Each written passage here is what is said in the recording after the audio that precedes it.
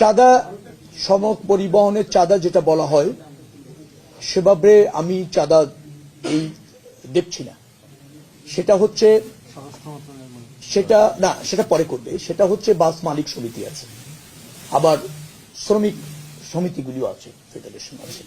তারা তাদের কল্যাণে, এটা একটা অলিখিত বিধির মতো কোনো কোনো সময় তাদের কল্যাণেই তারা এটা ব্যয় করে, বিধায় কালেক্ট করে তাদের সম্মতিতে।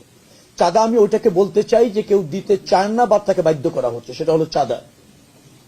এখন ধরেন মালিক সমিতি আছে, তারা একটা নির্দিষ্ট হারে প্রত্যেকটা টিপস থেকে টাকা তোলে, মালিকদের কল্যাণে ব্যবহার করতে চায়। কতটুকু ব্যবহার হয় সেটা জানি না, সেটা নিয়ে হয়তো বিতর্ক আছে। কিন্তু তারা এই সমঝোতার ভিত্তিতে, আবার শ্রমিক কল্যাণ ফেডারেশন এরকম অনেক সংস্থা ওরা আছে, তো তারা এটা সমঝোতার ভিত্তিতে এরকম ভাবে করে। সেখানে আবার প্রাধান্য পায় যখন যার প্রভাব থাকে ওই মালিকদের মধ্যে, অথবা দলের প্রভাবও থাকে। যে দল ক্ষমতায় থাকে সেই দলের শ্রমিক সংগঠনদেরও একটা আধিপত্য থাকে, এটা আছে। কিন্তু এইটা চাঁদা আকারে আমাদের কাছে দেখার সুযোগ হচ্ছে না, কারণ তারা সমঝোতার ভিত্তিতে করছে। চাঁদাবাজি এরকম যদি কেউ করতে আসে তার কোনো সুযোগ নেই, কোনো সুযোগ নেই।